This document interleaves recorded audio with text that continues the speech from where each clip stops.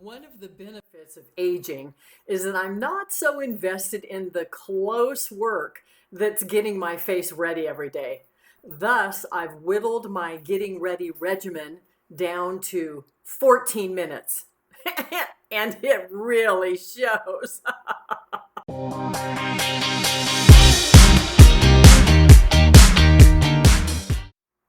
Welcome, and one more welcome to Bangs and BOTOX, Women Who Wear Aging Well, the podcast where just right-aged women don't just age, we glow up. I'm your host, Diane Dean-Epps, and each month I'm serving up laughs, rants, and reminders because life's too dang short to hold things in, including our bodacious bodies. Let it all out. Thoughts, feelings, seams. I'm an author, a teacher, a comedian, and a mama and Mimi to the second power. If aging's the joke, then we might as well own the punchline and our point of view. Subscribe now to Bangs and BOTOX for ease of access to humorous asides as we row along through the river of life. From chin hairs to career pivots, from hot flashes to what the heck was I saying again? Nothing's off limits. And just a quick shout out to my male listeners. This podcast is indeed for you too. How so? Well, because you love a woman, and more than likely, several women. They're your moms, sisters, grandmothers, friends, confidants, temperature checkers, inspiration givers, and so much more. I just have women in the title because this podcast is from the standpoint of this woman. And we're celebrating women.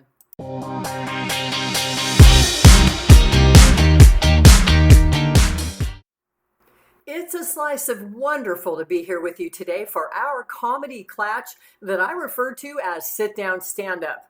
While this time around the topic is seniors and how we partake of physical fitness, I must report out to you about my week's activities that have earned me a couple of humbling moments.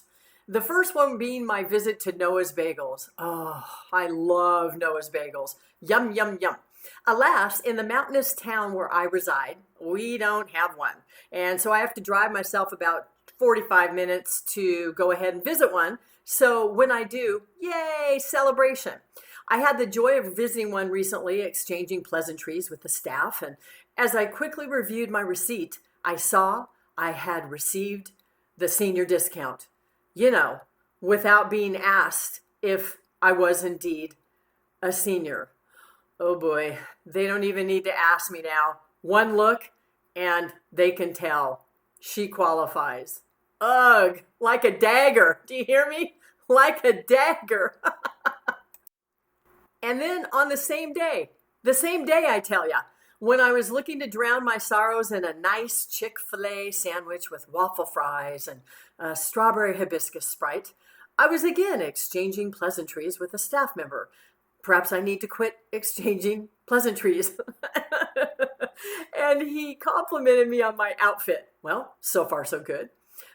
But then he said it was summery, sun-friendly, and that his mother favored the same types of outfits. Okay, I just got to tell you, here's the kicker.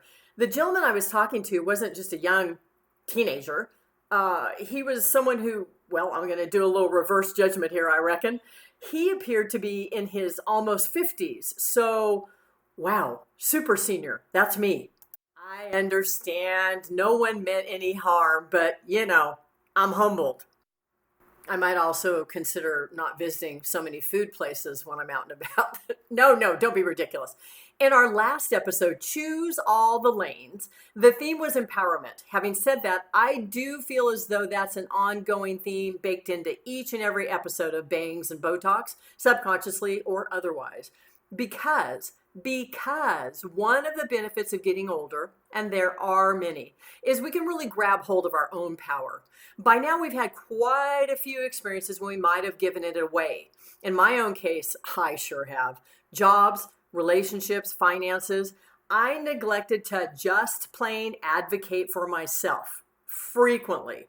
Let's face it, when we do, sometimes folks aren't going to take too kindly to us exhibiting our own personal power. In today's show, the theme is strength. inner and outer. And I'm going to address the topic that is what active seniors are actually doing and what the fallacies, realities, and yes, sometimes maladies that surround what exactly we do for our workouts. And nope, not just pickleball, although that is a righteous sport, let me tell you. It is difficult. The assumptions can be a wee bit frustrating, can they not? It would seem this is a shared feeling with the young and the old and the any type of category you can come up with. I feel like even when you Google anything about seniors and their activity level, I find AI, artificial intelligence, is assuming all over the place versus aggregating actual current facts. Blah, blah, blah. Physical fitness peaks after 35. Senior citizens aren't typically physically fit. They manifest a myriad of conditions. Well, geez. Well, give me the bad news, why don't you? I mean, there's a perception seniors have slowed down. And you know what?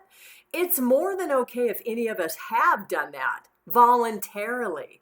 But how about if the general public doesn't just assume we're over there needle pointing a cushion that says home sweet home, as in that's where we've consigned ourselves, spending most of our time there. In my case, and I bet in yours, far from it. We're out and about. Along those lines of perception is that because we're active seniors, then we're all doing what I mentioned earlier, the old person sport, pickleball. And again, I got to say this, not all of us are on the pickleball court, but that's first of all. But secondly, have you tried pickleball? I mean, dear God, not only is the game brisk, the rules are a candidate for mandatory to keep dementia at bay because there's so much memorizing and they're pretty tough to grasp, or maybe it's just me. But it's a competitive sport. And make no mistake, it's a sport I dare anyone at any age who's, breathing to go ahead and try playing it. But I avail myself of all my gym's options whenever I want to go play. I would say one of the big differences between being an elder working out versus a younger is that elders can now work out in the daytime without earning our lying badge, telling our employer that we have a doctor's appointment, or maybe we're quiet breaking, taking a sick day to work out during the day for self-care. I mean, there's irony in there somewhere, and I bet you can make that connection on your own. Elder style fitness just means really a few things. And I'm just going to go ahead and speak for myself when I give you more on this short list besides the fact that you can work out during the day. The first one is I'm not competing with anyone anymore, not even myself. Number two, I'm no longer subscribing to the no pain, no gain idiom that can put you in traction. It's a load of hooey. And the third one, I'm not accepting limitations put on me by others. Recently I was in a punchy class because I like to box, and the little Twinkie next to me cautioned me that, it can get crowded in the class and I should probably keep that in mind and ergo be careful. Wow, demeaning. I proceeded to punch as hard as I usually did in the class, always kicking energetically, performing all the requested sequences in a way that was probably right on par with the rest of the class. I don't know. I don't look around a lot, only sometimes. And as I'm woo-hooing, at the end of the class, she fist bumped me and said, "Great workout." Well, I must have superseded her expectations. It wouldn't have been hard to do given where she had me starting. At be careful. I know overall folks are well-intentioned, but I get so many good for yous and your inspirationals now that I'm over 50, and working out. How about you? Does that happen to you? And then I just have to query them with, well, how so? And I usually get a response like, well, you're here. Okay, so now I'm getting credit for breathing. All right, I guess I'll take it. Thank you. And now I'm going to take a quick breath and tell you where else you can find Bangs and BOTOX content.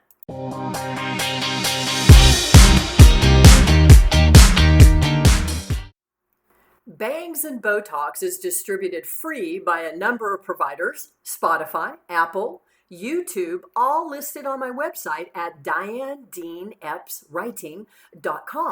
There you'll find links to my writing and info about all of my published books, including the one that shares the same name as this podcast, Bangs and BOTOX, of course. If you're bored, just look me up. You'll also see a lot of things online that have to do with the work I've done, performances I've been in, some, well, even embarrassing, revealing. So take a look.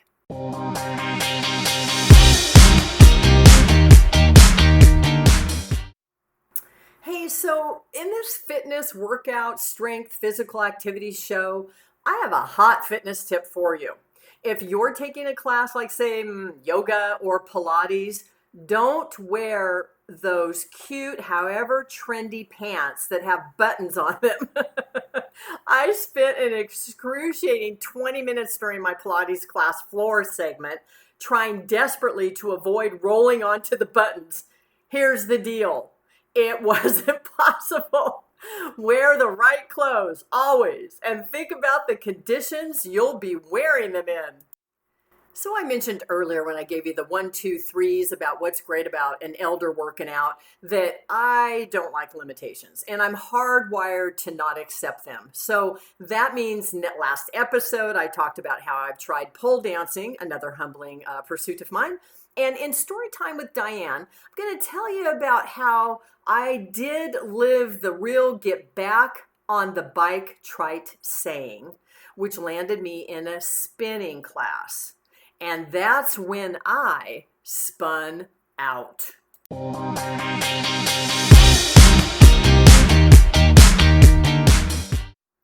I avail myself of all manner of workouts in an effort to outwit my body's non-existent metabolism.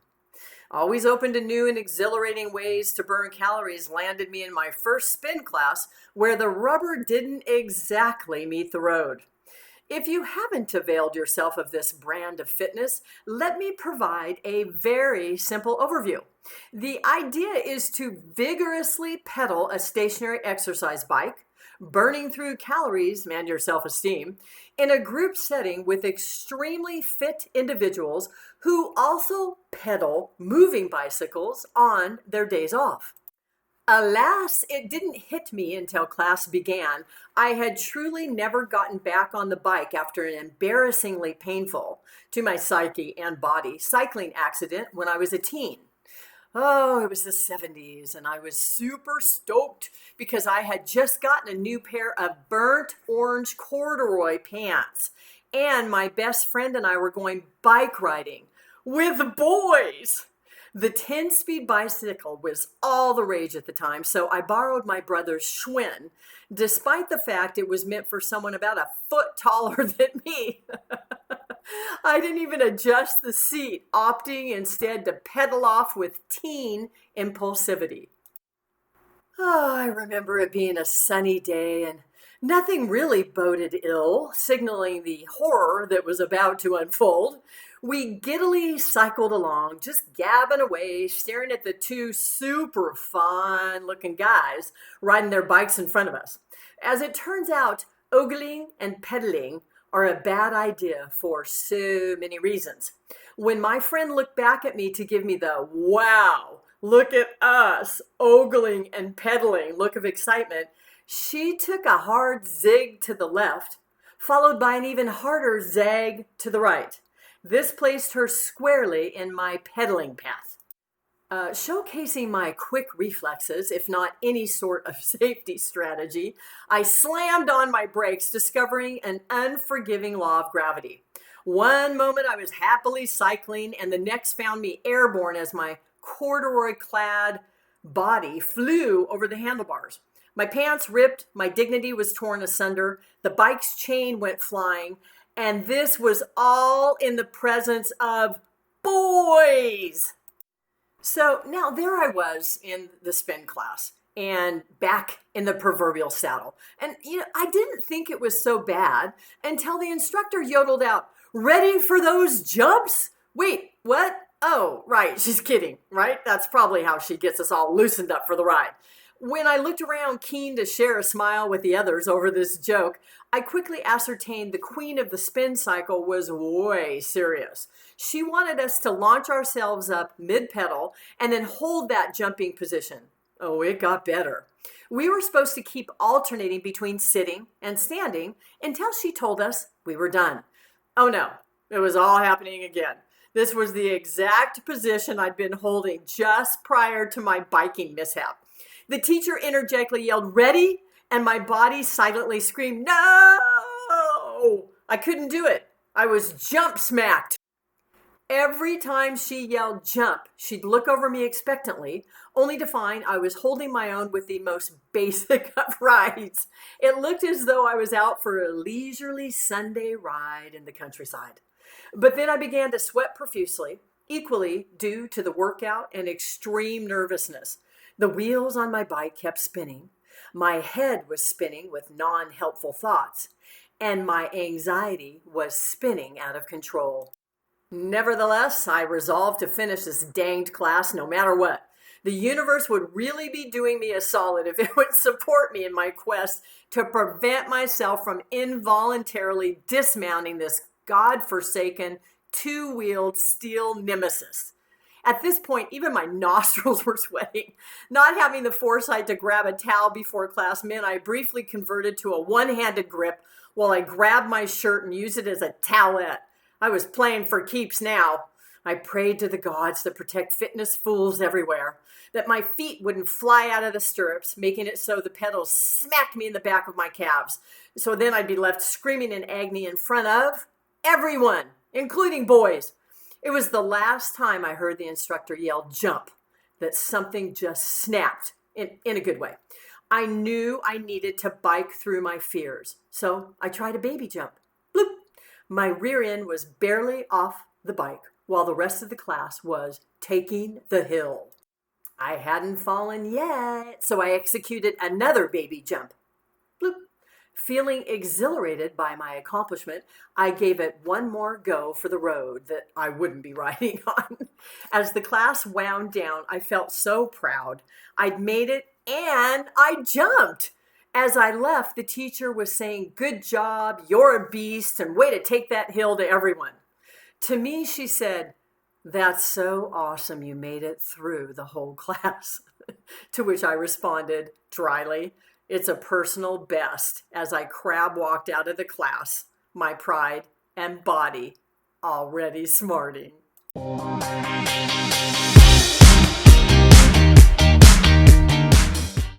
Next up, we're going to land at the musical portion of the show that you won't hear during the podcast because of royalty issues, of course, but you can access in the description. And I call it Songs You'll Be Humming. But first, I want to let you know, if you're in the mood for more relatable material to let you know you're not alone out there when it gets awkward, maybe check out the book that also launched this podcast, Bangs and BOTOX, My Aging Journey Into, Through, and Beyond Denial, Fillers, and Natural Preservatives. Available on Amazon. I'm going to need to take a breath and a sip of water after that doozy of a title that I voluntarily came up with. I'll be right back at you.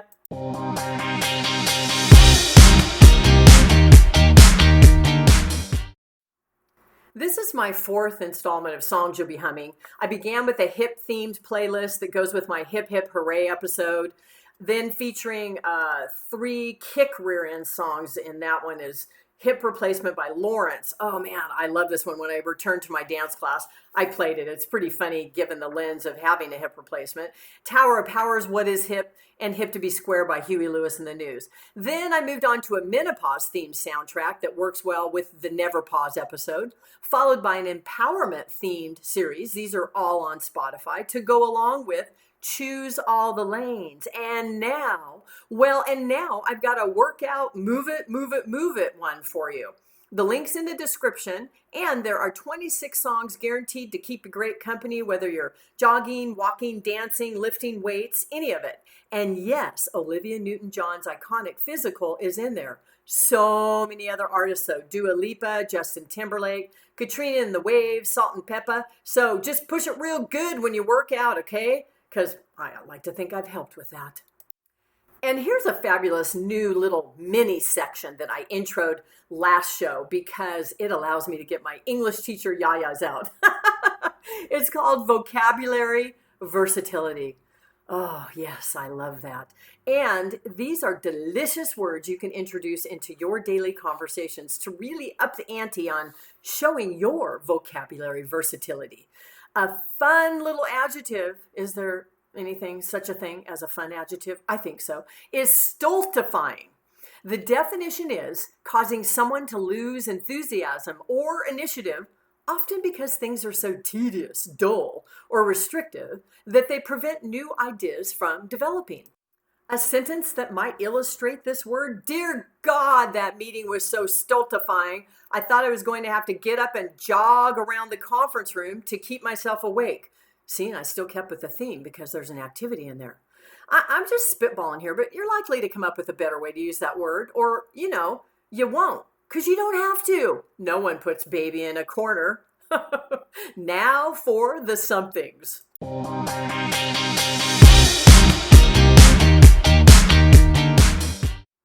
Something I'm wearing. White jeans. Wait, what? I don't even know if they're in style, but I love them. I know, what a risk taker too, right? White? Yep, that's me. And if you saw the way I eat, you would know no truer words have ever been spoken. Very risky. The second thing, I'm wearing sunscreen. And this is my pitch for you to do the same. P.S. I also wear a hat and a sun shirt too. It's been a year since I got the diagnosis that required immediate, big-time skin surgery, and it was the most scared I've ever been. All is looking well at this date and time, and as my surgeon said, wear sunscreen and live your life. Now that's some practical but super important advice. Something I'm reading. When I find an author I love, I'm all the way in, and that's why I'm continuing with my reading of the Anne Hillerman Navajo Nation detective books featuring the characters of Joe Leaphorn, Jim Chee, and Bernadette Manuelito. It has a companion TV show, Dark Winds. I highly recommend these for cultural awareness and education, excellent plotting, and character development that really makes me wish I could sit down and have coffee with these folks. Next up, Matt Haig is an incredibly talented writer. He's the gentleman who wrote The Midnight Library and The Life Impossible. And I just read The Humans. Whoa, double snap, dark but meaningful. It makes bold statements about what it is to be human. And, it made me a wee bit teary, especially because he has what turns out to be a famous list of advice for a human, which is 97 philosophical and practical lessons. Just do a search on that list, if nothing else. It is time well spent. I read a really fun book by Abby Waxman called The Bookish Life of Nina Hill. It's about a solitary, voracious reader who works in a bookstore, and then she discovers she has a father and family she never knew about. The character has to really step out of her comfort zone. There's something I'm watching. Alice and Steve, starring Jermaine Clement. He's from that hilarious comedy duo, Flight of the Conchords. If you haven't seen that, go ahead and look that up. And Nicola Walker, great actor. And I just found it on Hulu. It's excellent. Two friends, they've been friends for over decades, are challenged greatly when he starts dating her daughter. My guilty pleasure is Sweet Magnolias on Netflix. What a great summertime show. It follows lifelong friends as they navigate their own lives in a small South Carolina town. It's a delicious confection. And then lastly, I've got to recommend to you the amazing Netflix documentary, The Black Godfather, that tells the story of music executive Clarence Avant and his amazing impact on the entertainment, political, and sports world, just to name a few. Before I yodel out "that's a wrap," let's get to our closing essential questions with some really inspirational quotes.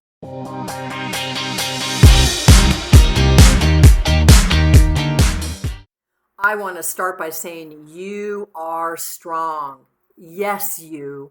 Here are some inspirational quotes to help remind you of that. She was never prepared for half of what she went through, but she got through it. She always will. She is you. Next up, a strong woman stands up for herself. A stronger woman stands up for everyone else. And the last great quote, strong women aren't always loud. Sometimes strength looks like showing up quietly, doing the work no one sees, and rebuilding yourself in private. Power doesn't always roar. Sometimes it simply refuses to quit. I have 3 simple, essential questions for you. Number 1, how do you stay strong?